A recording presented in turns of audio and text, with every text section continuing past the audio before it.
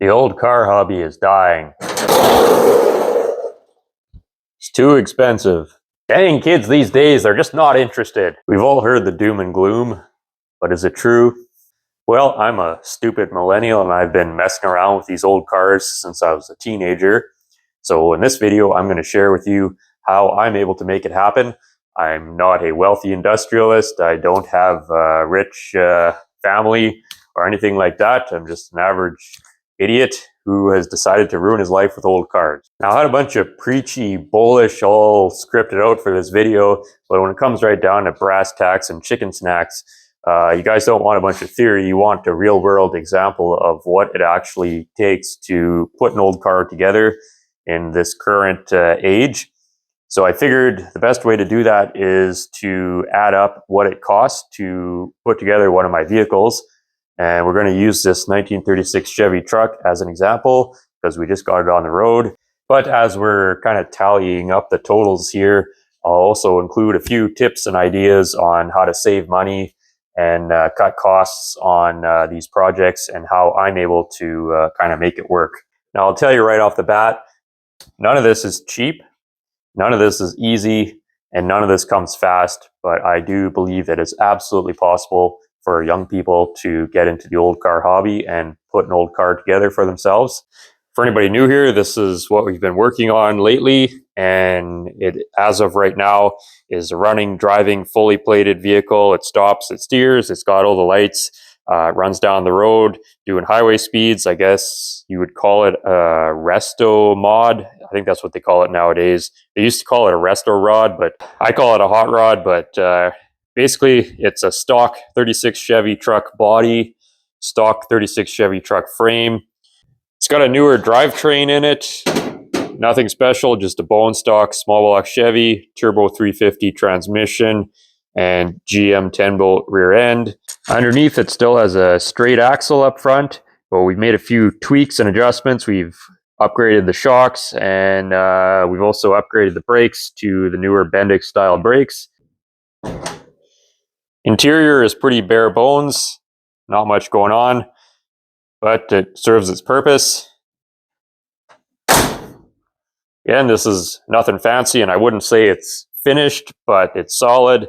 Everything works. It goes down the road. It does highway speeds, does whatever I ask it to. I want to issue a couple of disclaimers, though, first, for all the keyboard warriors out there. First of all, no, this isn't cheap.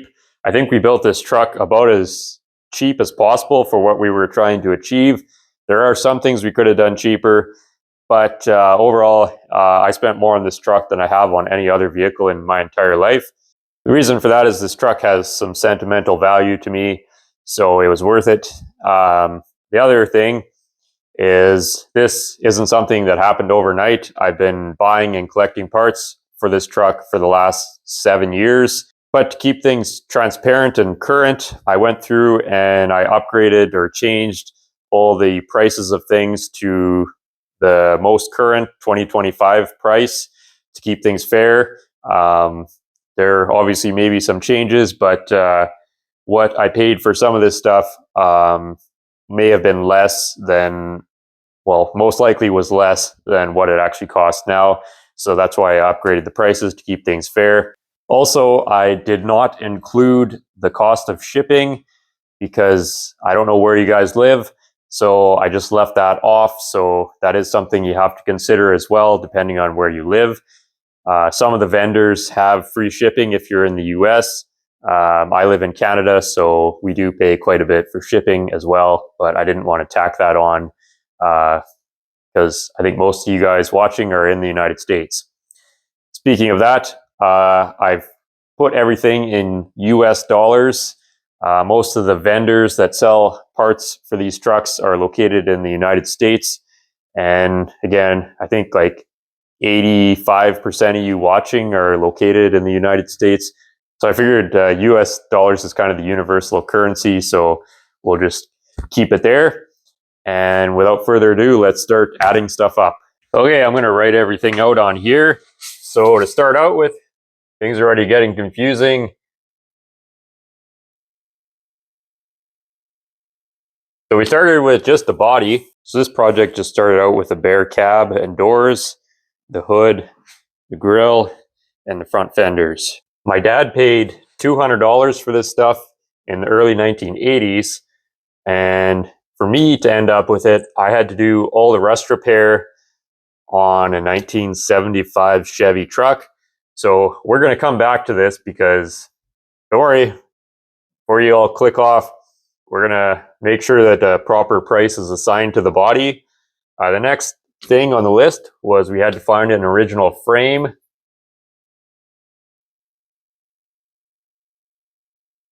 And for that, we paid $100. Well, the next problem is I needed the rest of the truck. I needed a box, fenders, running boards, and a bunch of other stuff. Now, the rear fenders I got for free from a friend of mine, and I know this list isn't adding up very fast, but just bear with me here. Now, they were free for a reason. Somebody had cut them in half, and they were just completely beat to death. So they were free, but I wanted original 36 Chevy fenders on here. I didn't want the aftermarket ones because they don't have the right amount of crown in them. Anyways, I started pricing out a new box, and you can't even buy running boards new for these trucks. So that was insanely expensive. Well, somewhat complete 1935 Chevy half-ton came up for sale. And the 1935 Chev uses the same box and running boards and a few other pieces as the 1936. So I paid $3,000 for that truck. And what I took off that truck is I took the box, the running boards, the springs, the headlight buckets, and the headlight lenses, and window regulators, and a bunch of other little small pieces. And then I sold the remains of the truck for $1,700 to a fellow that wanted to build a street rod. So the thing is, though, is remember back here, the body was just kind of a trade deal. So we're just gonna cross out this $1,700 that we made off the selling the rest of the truck, and we're just gonna count this $3,000 towards the original truck to kind of keep things fair for you all. So let's just pretend we paid $3,000 and we got a complete truck. Okay, next step is we needed to rebuild the suspension.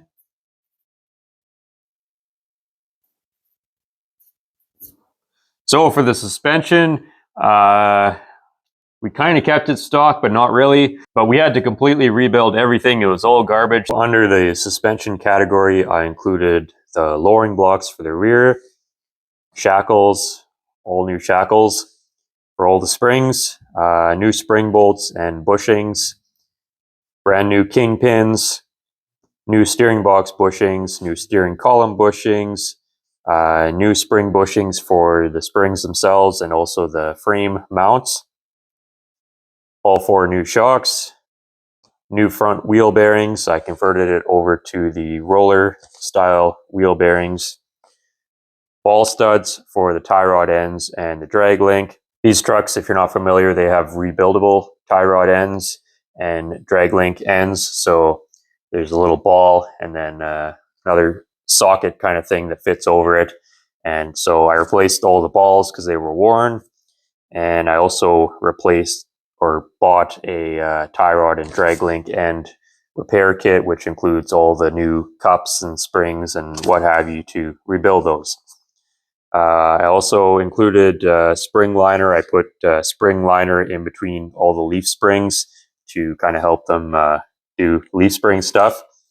And all four corners have new U-bolts to hold the axles in place. And I also included the little axle mounting tabs because we swapped out the rear axle. So we had to buy new mounting pads to get those mounted to the springs. So that is all that I have included under suspension. Man, we're just, this is just going great. Okay, so to completely rebuild the suspension, the total comes to $1,494. Again, that was everything, wheel bearings, tie rod ends, steering box, all that stuff. Next, we needed brakes. Wow, nice writing, idiot. You can go to school. So under the brake category, we've got all 4 wheel cylinders are brand new. We've got new drums on the front. I was able to reuse the rear drums. They were in good shape still. We've got all brand new shoes for all 4 corners. And I cheated a little bit. I needed a brake pedal assembly. So I bought a pre-made kit, which included the brake pedal, the master cylinder mount, and the actual brake pedal pad as well. So I included that under brakes. We also put a new master cylinder in and residual valves for the front and the rear.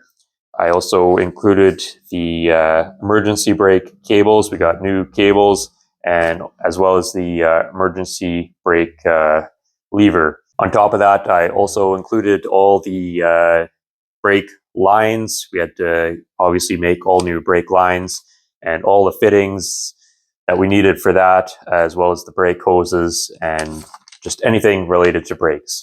So the total for a complete braking system, basically from scratch, came to $900 or $904. And now we get into the expensive stuff, the drivetrain. So for that, I bought a donor car. I bought a 1978 Oldsmobile Omega. And if you're not familiar with those, it's basically a Chevy Nova. So it has all Chevy drivetrain, Chevy small block, Chevy transmission. And I paid $2,000 for that car. And I used the engine, the transmission, the rear axle, a bunch of little things like the dimmer switch, and I even used the battery from it. And we could have sold a bunch of parts off the car to kind of recoup some of our cost, but I'm a big YouTuber, so what I did is we created the Omega Seville, that weird looking, well, I shouldn't say weird, that beautiful, luxurious custom that we built on the channel that a lot of people, they didn't understand why we did that. Well, basically, I made that series, and YouTube pays me based on the amount of views and videos that I make. So by making those videos of cutting that car up, we were able to recover our cost. But I realize most of you guys probably don't have that luxury. So we're just going to keep the $2,000 on there that we paid for the car. So under drivetrain, I included the carburetor rebuild kit, new fuel pump, tune-up, so new spark plugs, new wires, distributor cap and rotor, anything related to that, new water pump, new upper and lower radiator hoses and the hose clamps. We've got a brand new gas tank. We've got the motor mounts and the transmission mounts, the new rubber for those. And then I also bought a motor mount kit. It's like a bolt-in cross member for installing a V8 into one of these trucks. So I included that in here. We were able to modify the transmission cross member that was originally for the truck to work with the Turbo 350, so we didn't have to buy that. I also included the throttle cable and the throttle pedal. We had to convert it to a floor shift, so I had to buy a floor shift conversion kit. So that's on there. Also got a complete engine gasket kit, some of which I've installed, some of it I still have to do the intake gasket on this thing. So should have done that before, but I was in a rush. But I did buy a complete gasket kit, so that's on there. We've also got the gas filler neck, gas cap, and brand new drive shaft, new U-joints, and new radiator. So all of that I put under the drivetrain, or whatever you want to call it, category. All that ended up adding up to a total of $1,964. Our complete drivetrain, I guess if you want to add the price of the donor car, that would be $3,964 to basically get the truck running, I guess, and moving. On the subject of drivetrain, next step is the exhaust. And we did all of that in-house. I replaced the manifolds, and well, basically everything from the manifolds to the tailpipes was completely brand new. So new mufflers. I bought a cheap exhaust kit off Amazon, and exhaust hangers, and whatever else we used on that. The total of that came to $500. Next up is wiring. So for electrical, I bought a 12-circuit wiring harness kit. Comes with a fuse box and all the wires, which are labeled as to where they go. So we've got the horn button, the headlight bulbs, as well as the new reflectors, tail lights, brake light switch, all the gauges. We've replaced all the gauges. We've got new fuel gauge, new amp gauge, new speedometer, new oil pressure gauge, and new water temp gauge, as well as all the necessary sending units for those gauges. We've got all the switches, so new ignition switch, new headlight switch, and new turn signal switch. I didn't include the dimmer switch because we used that from the donor vehicle, the Oldsmobile Omega. I also had to go out and buy a whole bunch of connectors and heat shrink and things like that to complete the wiring job. So all of that is included as well. The complete wiring cost us $1,200.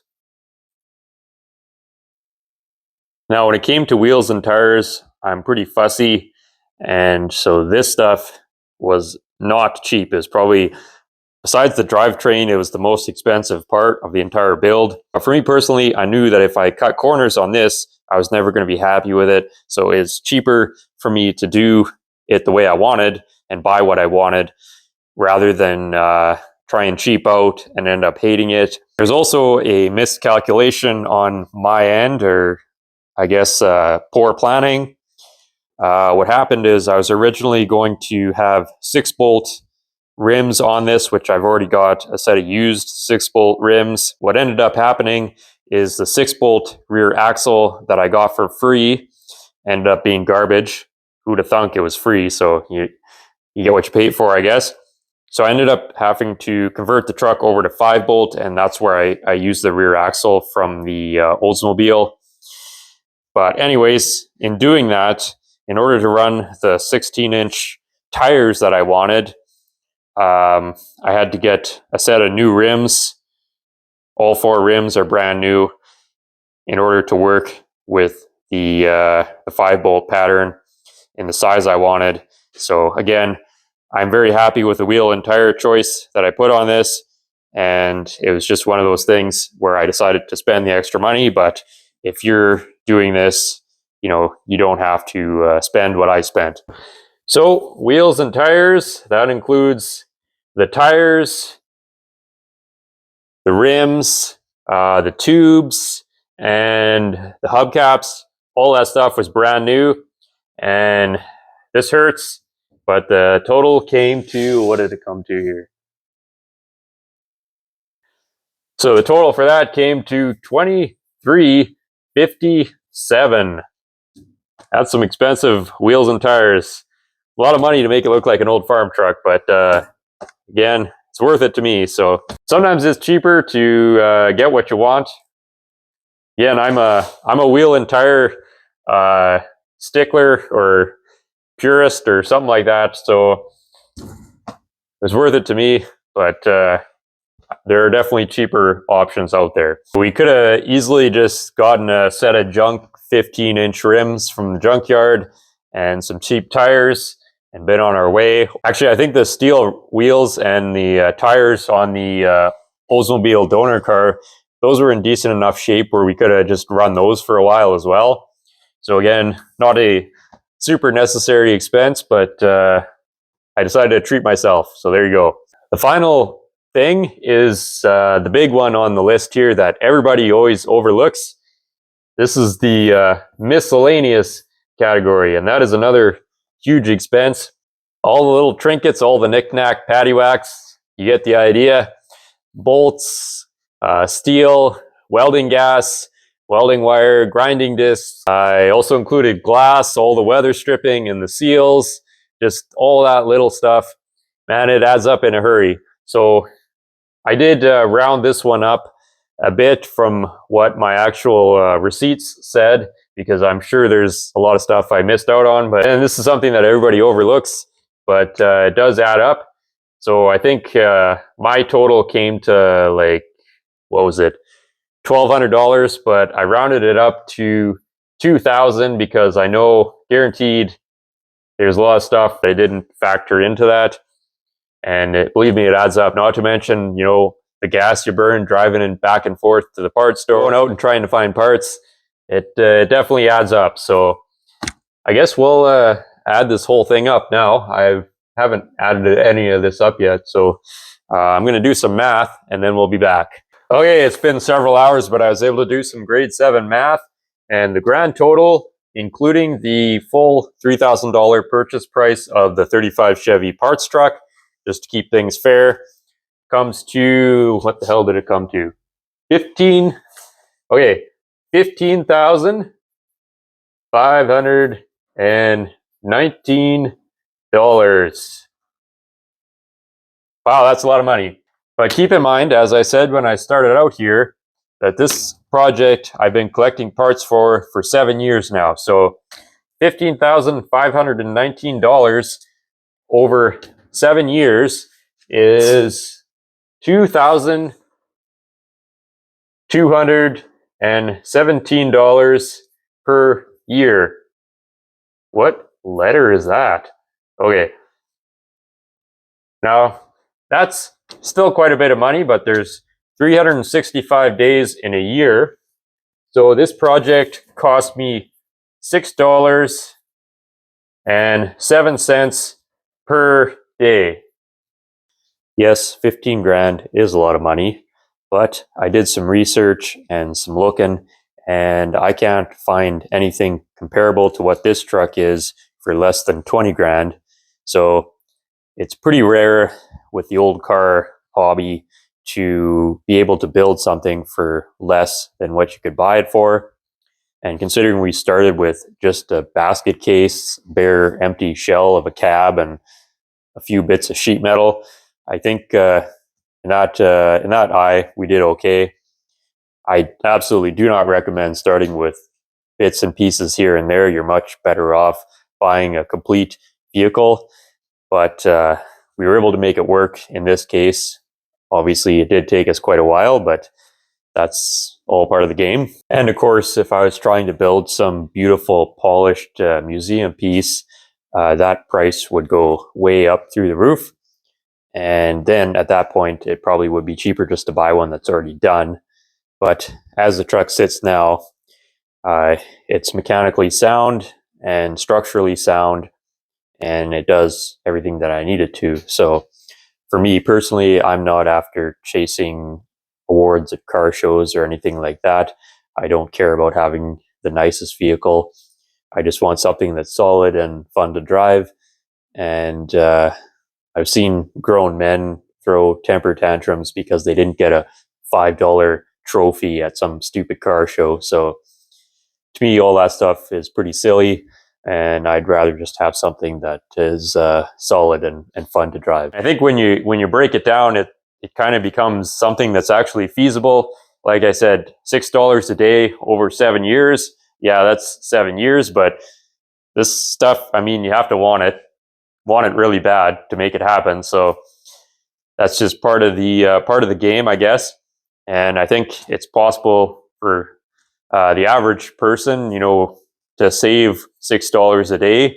For me, I don't go to restaurants. I don't eat fast food. I don't go to buy store-bought coffee. I don't smoke. I don't do drugs. Basically, I just work on cars. I know a lot of people my age who will blow $200 every Friday at the bar and probably $20 a day on fast food, and then they complain that they're broke all the time. And I'm not here to judge anybody on the way they live. I'm not in a position to do that. I'm a scumbag, but you know, you can't. You got to kind of pick your priorities, I guess. Do you want to have a fun hot rod to drive, or a restored car, or do you want to eat fast food and go to the bar every weekend? Now, if we were a little bit more frugal, we could have easily shaved another couple grand off that $15,000 total. Like I said, that donor car, that Oldsmobile, we could have sold probably, I don't know, maybe $1,000 worth of parts off of it if we took our time. The way I paid for the donor car is I just made the series of YouTube videos on building the Omega Seville. And I'm very fortunate in that I get to use my YouTube channel to offset some of the costs of things by doing that. And it saves me the time of having to deal with tire kickers and mouth breathers while you're trying to sell individual parts off something. But that is how I was able to afford stuff before I did the YouTube thing, is I'd buy, you know, the complete car, part it out, and take what I needed from it. But I did include the full purchase price of the car on our list there, just to keep things fair for everyone. The other thing is, towards the end of this project, in order to keep the videos moving and to keep, you know, the YouTube channel going, which is something that most of you aren't going to have an issue with, I did end up spending more on parts that I could have built or sourced cheaper.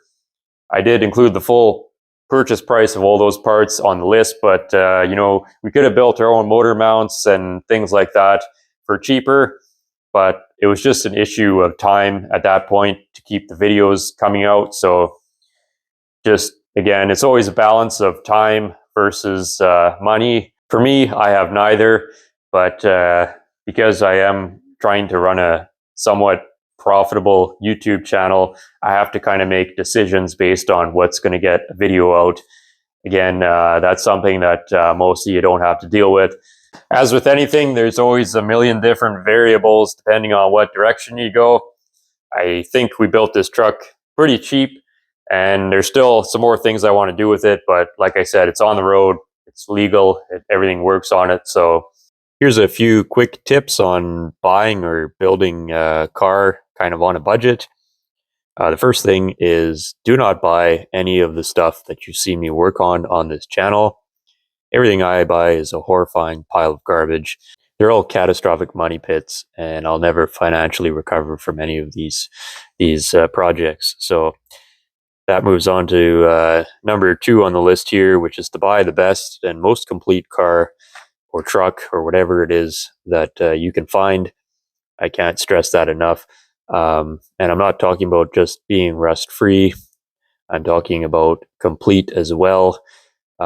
Every little piece of trim and glass that's missing is going to cost you probably more than what you paid for the car by the time you're done. The $500 field car with all the glass missing and all the trim ripped off and no engine and no transmission is going to cost you probably 5 times as much as the $5,000 car that's all complete and together and in good condition.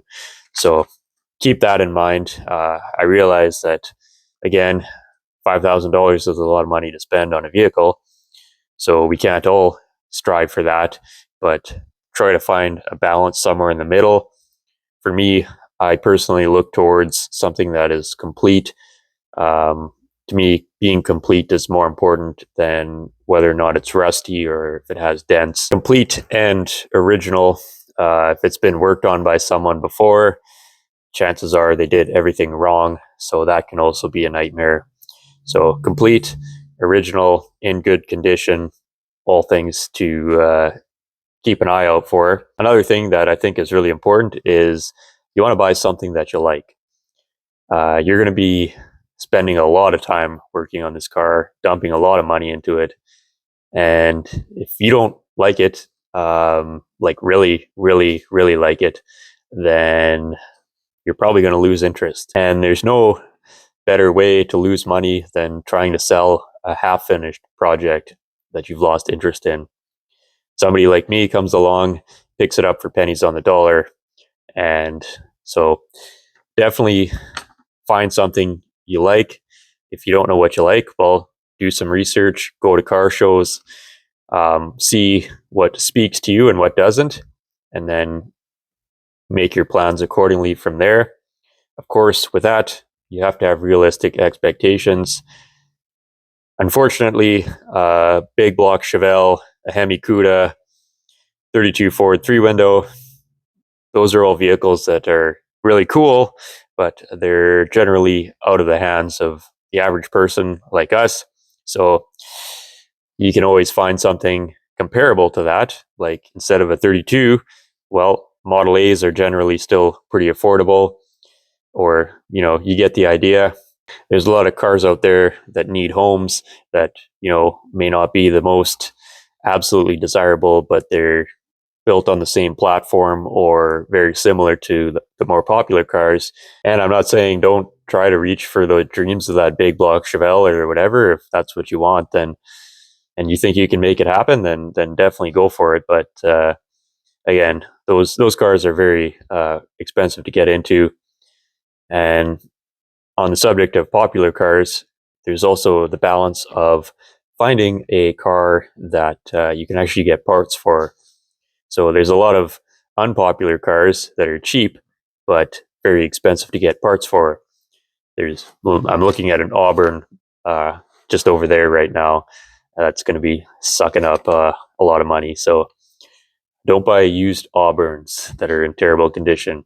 Basically, once you've found kind of the type of car and the era of car that you like, then start researching which cars are popular, which cars you can get parts for. If you see something for sale that catches your eye, before you go and buy it, make sure you can get parts for it, see what the prices are. And, generally Fords and Chevys, and depending on the year, some Dodge stuff is reasonably affordable. But then you get into, weird stuff like Auburns and whatever, and then you start paying a bunch of money. So, and I think our final tip of the day here is just get off the internet for a while. I hear a lot of negativity about the prices of cars and truck projects and all this stuff, but the people saying that are the ones that never get off their keyboard. And in order to find deals on stuff, you do have to actually get out and circulate in the real world. There are occasionally deals that come up on Marketplace or Craigslist or whatever people are selling stuff on nowadays, but those usually get snapped up almost instantly. So I think it is important to get out in the real world, go to car shows, swap meets, talk to people. That's usually kind of where deals are found. On the subject of that as well, it's been my experience that a lot of times a vehicle will come up for sale, like online, and it'll have some insane price. I'll use the 35 Chevy parts truck that I purchased. I mentioned it earlier, to get the box and the running boards and a bunch of parts for this 36. That truck came up for sale online, and I think the price was like $5,000. Maybe it was even more than that. And the thing was sitting all in pieces, junk stacked on top of it. The fenders, looks like somebody had run them over with a tractor or something, and they wanted $5,000 for it or something ridiculous. I think it was even more than that. But I saw it. I went to look at it. I showed up driving some old junky car I had at the time. I think it was a 56 Chevy or something. And went and looked at it and realized upon inspection that it was definitely overpriced, but I didn't say anything. I just went home. I think in the meantime, I still had it in the back of my mind, and was like, well, for this price, nobody's ever going to buy this thing. And if they do, I mean, good for them, I guess. Good for the guy selling it. So a month goes by, and I saw that he reposted the ad and knocked $1,000 off the price, said offers accepted. So I messaged him. I said, hey, I came and looked at your truck about a month ago. I'm still interested. I've got $3,000 cash. I can be there in 10 minutes, and I can have your garage emptied out within the hour. And he said, yep, come and get it. So that's what I did. Got on the phone with a tow truck, and they loaded the main truck, and then I drove my truck over there and we loaded all the loose parts into it. And that's how I ended up with that. Cash definitely talks, and not wasting people's time definitely helps as well. So there's kind of a certain etiquette, I think, when you're trying to buy something.